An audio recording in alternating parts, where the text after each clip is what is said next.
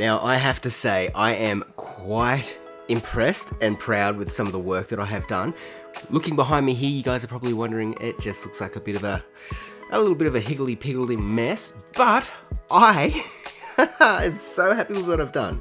So at the end of last hardcore episode 22, I discussed the fact that we need more amethyst blocks to be able to finish off building the roofs in the old abandoned haunted castle thing, whatever you want to call it now, witch farm. But I said I wanted to try and work out a way, because I'm not always able to harvest the amethyst shards as they start to grow. So I would like to know if there was a way to actually get it automatically going through. And I didn't look up any tutorials, because this is quite it is honestly something that is so slow and so annoyingly painful that it's not really worth having a little bit of a farm for this, especially when you can see here this whole thing is just for one budding amethyst block, and they cluster up. They're a pain to work with, but just having this one in my world will be able to help me passively when I'm at my iron farm, when I'm at my slime farm, when I'm trying to get some moss and all that. This thing will be loaded and still working. So I thought that it was, yes, still worth giving a shot. So I want to go through now for this behind the scenes episode and just talk about how I managed to get this, and then try and even put it into the world. We'll see how far we go with that. So this one, yes, it may sound like it's going to be like a tutorial. You might be able to use this as a tutorial. I personally just want to go through and just sort of share with how I was thinking through to try and get this done. There's probably plenty of other ways it could be done better. As I said, this is one that I've made up all on my own. But yeah, so let's jump into it. Alright, so this whole thing starts off with, first off, we have our budding amethyst block, which is just here. And as you can see, we only have one side there, allowing only one of the sides of it to actually grow the amethyst shards. So that's pretty standard in Minecraft. They'll grow up, there's 4 stages, and then they can be harvested on the 4th. So my initial thinking was, okay, I need an observer to be able to count. So I need a counting system. So the observer detects it, and as you can see here, we have, I'm not a big redstoner, I think that's a T flip-floppy thing.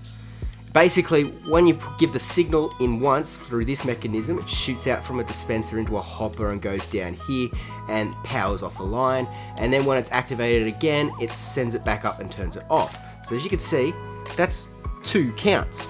And then we go here, we get another 1, that's 3, and 4. So what I wanted was a system that would count this and hold it. And so I worked out that if we stretch around here, you can see this is the same system. So we have our observer, which is there, going into a dropper, which is here, into the hopper, which is just like that. And then instead of the hopper going sideways into a dispenser, I've just dropped it down. So that way it can go down to here, and now anything that we see in it, so let me demonstrate this. So we have 1 tick. Okay, the dropper is filled with beds, and this is important because each bed is an unstackable item, so it gives off a power signal of 1 instead of stacks, which this stuff confuses me, but I fluked my way around it. That's why I'm just showing you how happy I am that I got this. But as you can see, we've dropped off 1 bed into here, and the bed is staying in place. Now, the bed is also trying to give out a signal, so if I don't want to do that because it might break. Actually, here, okay.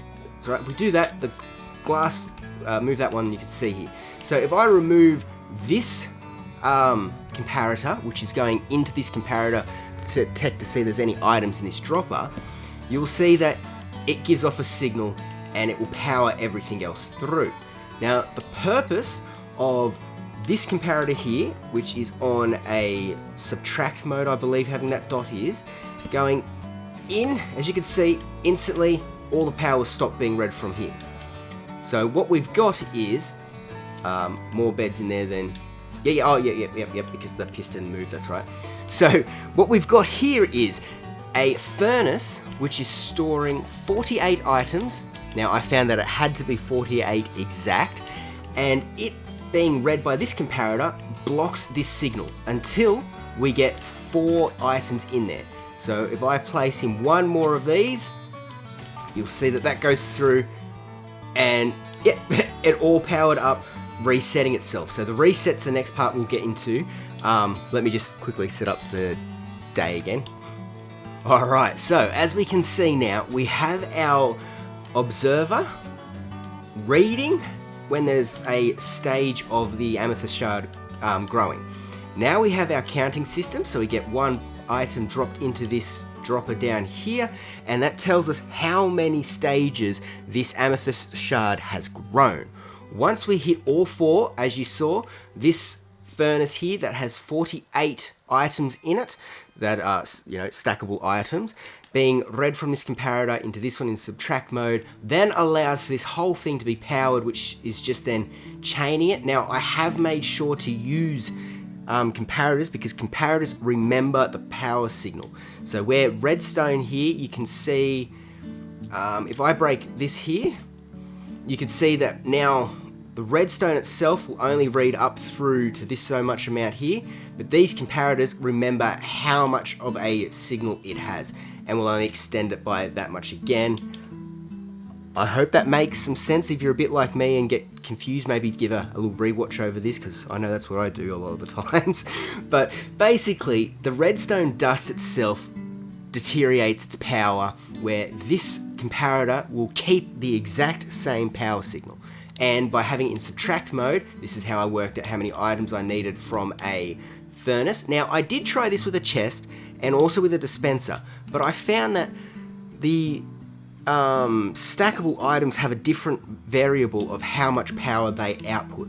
So by putting a furnace in there, you can only get the one stackable item in there, and that makes it a little bit more easier. So a full stack gives out a full signal, and as you start to drop it down, lowers the signal rate on it. And then that was all trial and error to work out how many 4 ticks needed to be powered off to stop that. So that's how I worked out all that part of it. Then it was basically all in working. So I had it all going through, the blocks were being counted, and that was it. It was getting stuck in here. I was able to power up the piston, get it to shoot through, and then that was it. It was stuck because I needed the items to be returned back in here. Now, the beauty of this original system is that the initial ticking from that observer powers both of these, so it gives them both a tick. Oh, you're going to be annoying. One moment, let me just get him out of the scene. Get away, please. So I was no longer able to take advantage of the extra powering of the observer, because, well, that would first off subtract how many counts we've had, and I couldn't get it to be able to hold long enough to get the piston to open. So what I decided was feeding this dropper into a water column, which will then just send the items up a bubble elevator into this hopper and reset it in. So that sounds pretty easy, but I needed a way of powering the dropper the correct amount of times to shoot off all 4 items and not leave anything in, as well as not over triggering the observer so that it would just become in a locked mess. So I thought, why not take advantage of this system here, because it really helped cut off any power going from here to sending it off. So why don't I just redo it here? So again, I put in my furnace with 48 items, powered it into this comparator into subtract mode, and just ran the chain down to a block with a sticky piston with a well, I mean, that could be anything. I was originally trying it with just redstone dust, but I couldn't get the clicking. But by having it as a observer, when this block gets pushed down, again, I've got it as a redstone block, it doesn't need to be, but when it gets pushed down, it sends off 2 signals. So it sends off a signal to another piston, another sticky piston here, which then shoots off this observer up here, which then triggers 2 ticks on there, and then the subtraction of this block sends off another 2, which resets our entire system. I really hope that made some sense, but basically, once we get all 4 beds in there, so let me trigger that again, we'll go, there's 1, 2, 3, 4, pistons shot out, there we go. As you can see, it's come up and brought back in our 4 beds. And, I have tried this we have gotten a few. So probably to explain how I'm collecting this, I have glitched in there a hopper minecart inside this block. So any item that gets dropped onto it is just picked up from that hopper minecart that's sitting on top of this hopper and getting sucked straight down into here. I think I've explained it well enough. I really hope I have. There's probably things that I've missed, but please let me know in the comments if there is anything that you want me to go back over or anything like that. I'm happy to re-explain it because this is behind the scenes. It's not a tutorial because I am terrible at doing redstone on camera, as you're probably picking up, but I'm just so excited I managed to get this working. I just want to put it out there. So what I have found though from testing this is it took me about 4 hours to get 3 shards. These amethyst blocks, they grow so slow. So that's what I mean by this is only going to be really effective for those times that I'm AFK around other, other farms around my starter island or around any of these. So if we happen to find that like underneath where our raid farm is, there's a geode, like that'd be a perfect spot to set it up. Or if there's one really close to our witch farm where we're AFKing, having one of these systems or maybe even sacrificing a few budding blocks to put in a few of these, this is when it will be perfect. So that way it's an area that you forget to go down to, but it's always going to keep harvesting it.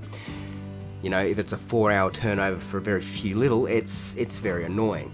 But you guys probably want to see this in action, and so did I to make sure this all worked. So what I did was I upped my tick speed, and first off I went to 10 and that was too slow. Then I went up to 100 and that was still too slow. So I went up to 1,000 and that did break this because it wasn't able to keep up with the counts because the beds were stuck in the circulation going around.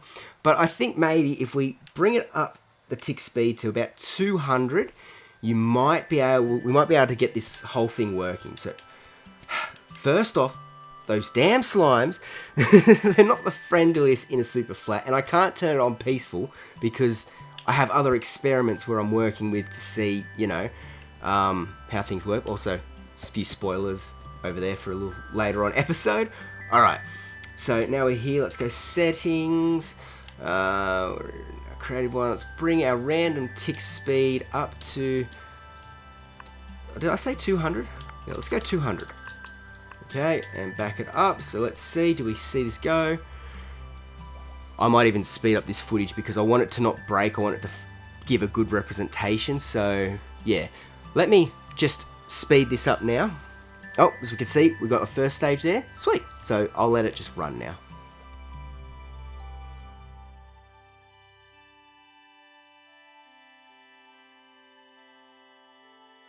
Perfect. And just like that, you can see how this farm is going to work. Now, obviously, that was really sped up because we got our random tick speed up to 200 instead of 1.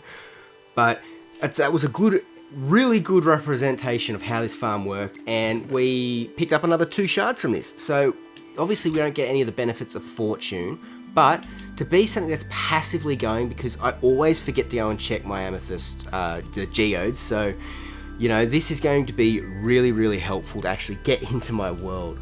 So I am just thrilled that I was able to figure this out on my own. Like this is a Dew Mountain, original. I mean, it might look like there could be, I don't know, I went through my process. I needed to be able to count how many ticks were there, and I worked out a system for that. Then I worked out a system to be able to read my counts and set off the piston and push up and refill the items through it. So yeah, I'm just really, really happy with this whole farm sort of thing, and I hope that this might be able to help inspire other people just to sit down and work around their own redstone problems that might be occurring, because it shouldn't be daunting. It should be a bit of a fun activity to muck around with some of this stuff because it's really, really cool. Alright, let me quickly reset it today and then we'll just do a little recap. I like that. You said you're going to set it today and then do a little recap, but I'm pretty sure you just really recapped the whole process. So we've gone through, I'm just too excited the fact that I was able to do this all myself.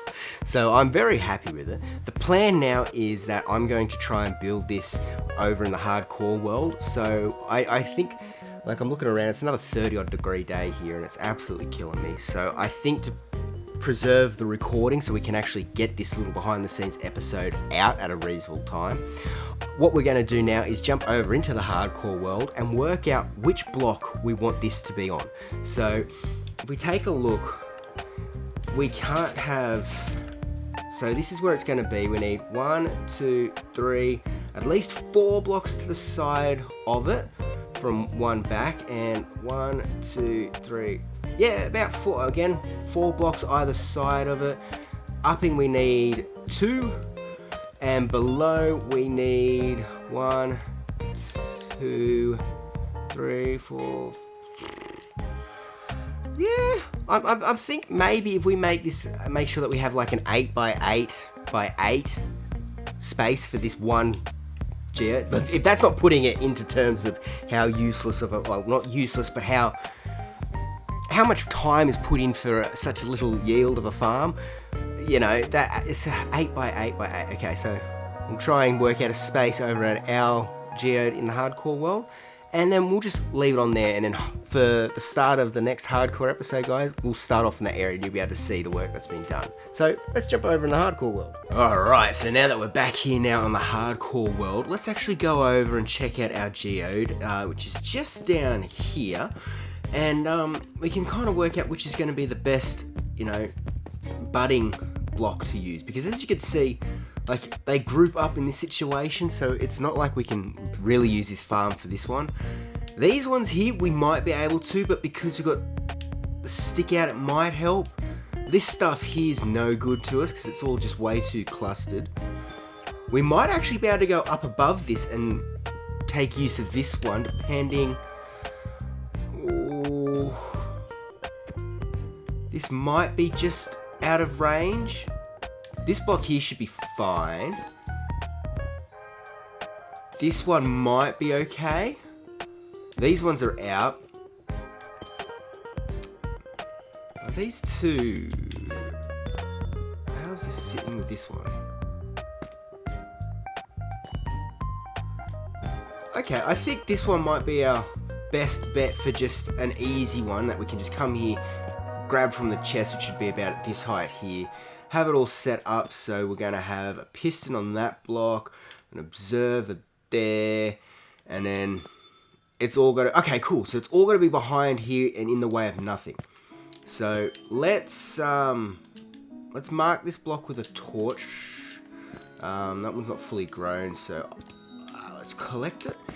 Alright, so this is going to be my block. Let's just put all these here now to sort of help prevent it growing anything, so that way I know this is the one I'm going to use, and really I hope I don't actually break this block while I'm building up with it.